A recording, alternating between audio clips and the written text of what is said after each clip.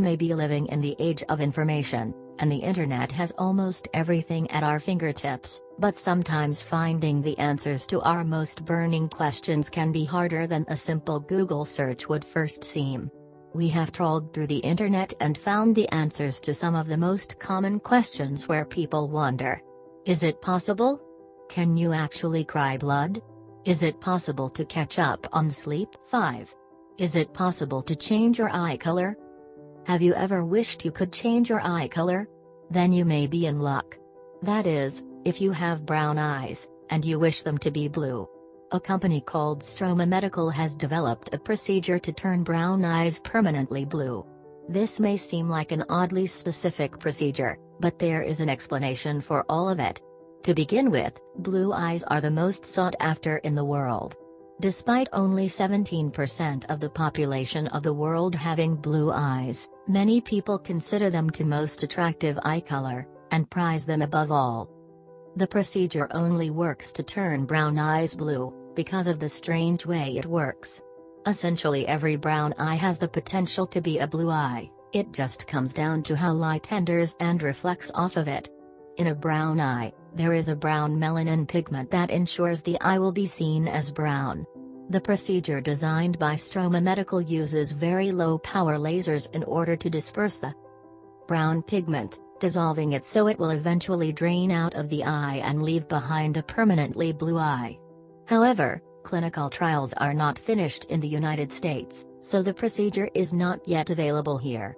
Also, some ophthalmologists are concerned that since the pigment particles are only dissolved, and not removed, that there could be potential drainage issues that could lead to glaucoma over time. While Stroma Medical insists their procedure is perfectly safe, it will be several years before we know if it will pass the regulatory authorities in the United States of America. 4. Is it possible to improve memory? Some people complain that they do not have very good memories to start with. Perhaps they struggle with names, faces, dates or any number of other things. Many have wondered if there is a way to improve your memory over time, so you won't have these problems to such a degree anymore. The good news is that there are tricks to improve your memory in almost every way. Memory tricks are known as mnemonics, and there are tricks for any type of learning style. Some memory tricks are better for those who learn visually, or by reading, or any other method. On top of that, you can not only teach yourself to be better at remembering things, but you can also permanently improve the power and functioning of your brain.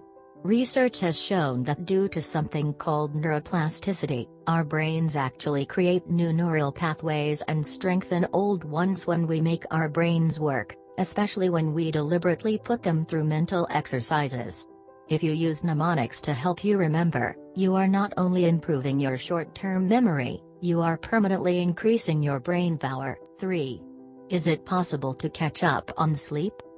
We've all been there at one point in our life or another. Whether it's a student trying to work a full-time job while studying full-time, a single parent working multiple jobs, or whatever the situation, many Americans find themselves chronically deprived of sleep. To make matters worse, some people get into situations where they feel like they will never have a chance to properly catch up. For this reason, on the weekends, or when they find a moment, these people try to binge on sleep and catch up on all they have lost. The question becomes, is it even possible to catch up so quickly on lost sleep, and get ourselves back to a state of natural equilibrium?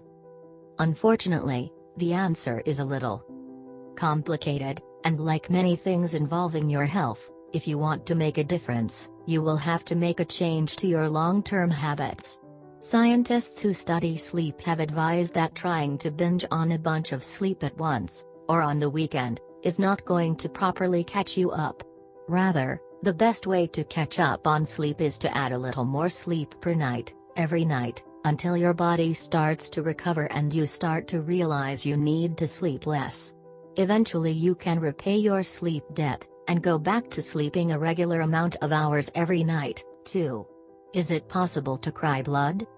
We have seen it in horror movies, and it haunts many of our imaginings in the darkest hours of the night. Can people actually be in such bad straits that they can actually cry tears of blood? The answer is yes, however, it is generally nothing at all to actually be alarmed about, despite the fact that blood is literally pouring out of someone's eyes. The condition is known as hemolacria and has been reported as far back as the 16th century, where doctors first noted the condition in young women who were menstruating. In general, studies have shown that most of the time, people who have hemolacria are menstruating women, and it usually goes away after a period of time. It also tends to exhibit itself less in people as they get older, and mostly starts affecting people when they are young. However, while doctors believe most cases are caused by hormones due to menstruation, men can also get the condition, and sometimes there is no explanation at all. In several cases in the last few years, there has been no explanation doctors can come up with, and several of these cases occurred in Tennessee. No one has yet figured out why Tennessee has been such a hot spot for unexplained cases of hemolacria. Perhaps it is something in the water. 1. Is it possible to drink too much water? Speaking of water, one of the most common things that people ask when they are feeling particularly curious is, apart from drowning, can you actually have too much water? When most people ask this, they think they are joking, and most consider it to be a very, very silly question. Very few people Google this with any kind of serious expectation of danger, or they think you would have to have an incredible amount of water that most people couldn't manage to consume in a short enough amount of time to be dangerous. However, while most people dismiss this as nonsense, it is actually quite easy to have too much water, and make yourself sick or even die. Especially during the summer, or even if you perform a lot of strenuous activity the rest of the year, guzzling too much water can put you in danger. The problem is that when you are active and hot, you sweat and you lose salt.